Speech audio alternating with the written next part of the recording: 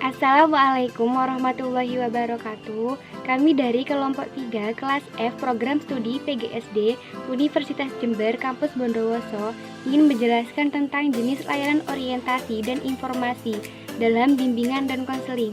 Dengan saya Sifa Ainur Rohma, NIM 202010204004. Assalamualaikum warahmatullahi wabarakatuh. Perkenalkan, nama saya Dinda Setiati Safitri dengan NIM 20021020404. Assalamualaikum warahmatullahi wabarakatuh. Nama saya Karisma Safajaria dari kelompok 3 dengan NIM 200210204059059. Layanan bimbingan dan konseling merupakan proses pemberian bantuan yang diberikan kepada siswa atau klien secara terus-menerus agar tercapai kemandirian dalam pemahaman diri, sehingga siswa sanggup mengarahkan dirinya sesuai dengan tuntutan dan keadaan lingkungan sekolah, keluarga, dan masyarakat. Layanan orientasi. Layanan orientasi merupakan layanan yang memungkinkan peserta didik memahami lingkungan baru, terutama lingkungan sekolah dan objek-objek yang dipelajari, untuk mempermudah dan memperlancar berperannya peserta didik di lingkungan yang baru itu. Pelayanan orientasi biasanya dilaksanakan pada awal program pelajaran baru. Tujuannya adalah agar peserta didik dapat beradaptasi dan menyesuaikan diri dengan lingkungan baru secara tepat dan memadai, yang berfungsi untuk pencegahan dan pemahaman. Beberapa hal yang perlu diperhatikan dalam pemberian layanan orientasi adalah: 1. Program orientasi yang efektif mempercepat proses adaptasi dan memberikan kemudahan untuk mengembangkan kemampuan memecahkan masalah.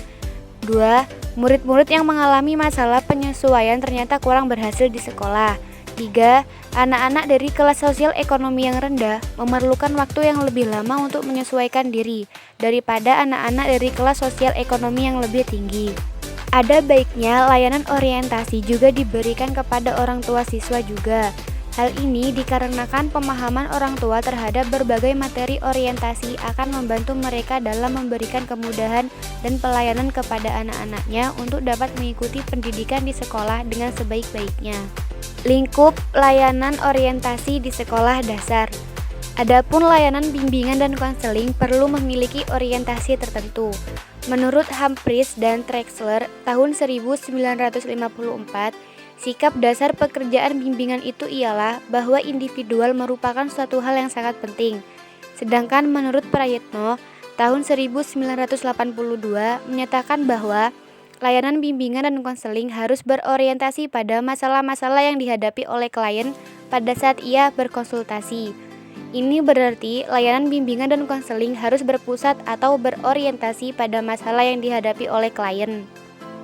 Adapun lingkup layanan orientasi di sekolah dasar adalah: yang pertama, orientasi individual. Pada hakikatnya, setiap individu mempunyai perbedaan satu sama lainnya. Perbedaan itu dapat bersumber dari latar belakang pengalamannya, pendidikan, sifat-sifat kepribadian yang dimiliki, dan sebagainya. 2. Orientasi perkembangan siswa. Dalam setiap tahap usia perkembangan, individu yang bersangkutan hendaknya mampu mewujudkan tugas-tugas perkembangannya itu. Pencapaian tugas perkembangan di suatu tahap perkembangan akan mempengaruhi perkembangan berikutnya. Pencapaian tugas perkembangan masa kanak-kanak merupakan masalah yang sangat penting bagi mereka. 3. Orientasi permasalahan yang dihadapi siswa. Layanan bimbingan dan konseling harus bertolak belakang dari masalah yang sedang dihadapi oleh klien. Konselor hendaknya tidak terperangkap dalam masalah-masalah lain yang tidak dikeluhkan oleh klien. Hal ini disebut dengan asas kekinian. Artinya, pembahasan masalah difokuskan pada masalah yang saat ini dirasakan oleh klien. Bentuk-bentuk kegiatan layanan orientasi. Layanan orientasi bisa dilaksanakan dengan bentuk atau teknik-teknik sebagai berikut, yaitu yang pertama, penyajian. Kegiatan ini bisa dilakukan melalui ceramah, tanya jawab, dan diskusi. Kedua, pengamatan, yaitu melihat langsung objek-objek yang terkait dengan isi layanan. Ketiga, partisipasi, yaitu dengan melibatkan diri secara langsung dalam suasana kegiatan, mencoba dan mengalami sendiri. Keempat, studi dokumentasi, yaitu dengan membaca dan mempelajari berbagai dokumen yang terkait. 5. Kontemplasi, yaitu dengan memikirkan dan merenungkan secara mendalam tentang berbagai hal yang menjadi isi layanan. Prosedur layanan orientasi. Tahap yang pertama yaitu tahap perencanaan. Pada tahap ini, hal yang dilakukan yaitu 1. Menetapkan objek orientasi yang akan dijadikan isi layanan. 2. Menetapkan peserta layanan. 3. Menetapkan jenis kegiatan termasuk format kegiatan. 4. Menyiapkan fasilitas termasuk penyaji, narasumber, dan media. 5. Menyiapkan kelengkapan administrasi. Tahap yang kedua yaitu tahap pelaksanaan. Pada tahap ini, hal yang dilakukan yaitu 1. Mengorganisasikan kegiatan layanan. 2. Mengimplementasikan pendekatan tertentu, termasuk implementasi format layanan dan penggunaan media. Tahap yang ketiga yaitu tahap evaluasi. Pada tahap ini, hal yang dilakukan yaitu 1. Menetapkan materi evaluasi. 2. Menetapkan prosedur evaluasi. 3. Menyusun instrumen evaluasi. 4. Mengaplikasikan instrumen evaluasi. 5. Mengolah hasil aplikasi instrumen. Tahap yang keempat yaitu analisis hasil evaluasi. Tahap ini yang dilakukan yaitu 1. Menetapkan standar analisis. 2. Melakukan analisis. 3. Menafsirkan hasil analisis. Pada tahap yang kelima yaitu tahap tindak lanjut. Hal yang dilakukan pada tahap ini yaitu 1. Menetapkan jenis dan arah tindak lanjut. 2. Mengkomunikasikan rencana tindak lanjut kepada berbagai pihak yang terkait. 3. Melakukan rencana tindak lanjut. Pada tahap yang keenam yaitu tahap laporan yang meliputi 1. Menyusun laporan layanan orientasi.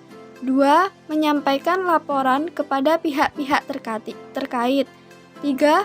Mendokumentasikan laporan layanan. Layanan informasi. Layanan informasi merupakan layanan bimbingan konseling yang memungkinkan peserta didik untuk menerima dan memahami berbagai informasi yang dapat dipergunakan sebagai bahan pertimbangan dan pengambilan keputusan untuk kepentingan peserta didik. Layanan informasi juga membantu peserta didik untuk menerima dan memahami berbagai informasi diri, sosial, belajar, karir atau jabatan, dan pendidikan yang lainnya. Layanan informasi juga dikatakan sebagai suatu kegiatan atau usaha untuk membekali para siswa tentang berbagai macam pengetahuan, supaya mereka mampu mengambil keputusan secara tepat dalam kehidupannya. Lingkup layanan informasi di sekolah dasar. Lingkup layanan informasi ini sangat penting bagi siswa sekolah dasar. Misalnya saja, informasi tentang 1. Kondisi fisik sekolahnya, fasilitas yang tersedia, guru-gurunya, para karyawan, dan bagian administrasi yang lainnya. Yang kedua, yaitu informasi tentang program studi sekolahnya yang bersumber dari kurikulum yang berlaku. Yang ketiga, yaitu informasi tentang cara belajar yang efisien yang bersumber dari para pembimbingnya.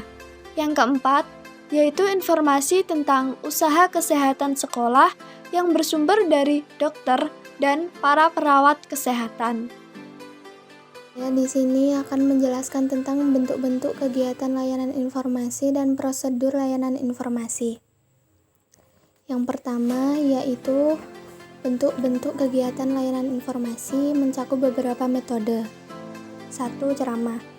Ceramah merupakan metode pemberian informasi yang paling sederhana, mudah, dan murah. Metode ini dapat dilakukan hampir oleh setiap petugas bimbingan sekolah. 2. Diskusi. Penyampaian informasi pada siswa dapat dilakukan dengan diskusi. Diskusi dapat dilakukan oleh siswa maupun konselor. 3. Karya wisata. Dalam bimbingan konseling, karya wisata mempunyai 2 sambungan pokok. Pertama, membantu siswa belajar dengan menggunakan sumber-sumber yang ada. Kedua, memungkinkan diperoleh informasi yang dapat membantu pengembangan sikap terhadap pendidikan. 4. Buku panduan. Banyaknya buku panduan yang berada di sekolah atau perguruan tinggi atau buku panduan kerja bagi karyawan dapat membantu siswa dalam mendapatkan informasi yang berguna serta menambah wawasan. 5. Konferensi karir. Dalam konferensi karir, para narasumber dari kelompok-kelompok usaha, jabatan, atau dinas lembaga pendidikan, dan lain-lain yang diundang mengadakan penyajian berbagai aspek program pendidikan dan latihan pekerjaan yang diikuti oleh para siswa maupun mahasiswa. Yang kedua, masuk dalam pembahasan prosedur layanan informasi. Prosedur layanan informasi mencakup tentang perencanaan, pelaksanaan, evaluasi, analisis, tindak lanjut, dan pelaporan. Yang pertama, perencanaan. Perencanaan mencakup beberapa kegiatan seperti identifikasi, kebutuhan akan informasi bagi calon peserta layanan. 2. Menetapkan materi informasi sebagai isi layanan. 3. Menetapkan subjek sasaran layanan. 4. Menetapkan narasumber. 5. Menyiapkan prosedur perangkat dan media layanan. 6. Menyiapkan kelengkapan administrasi.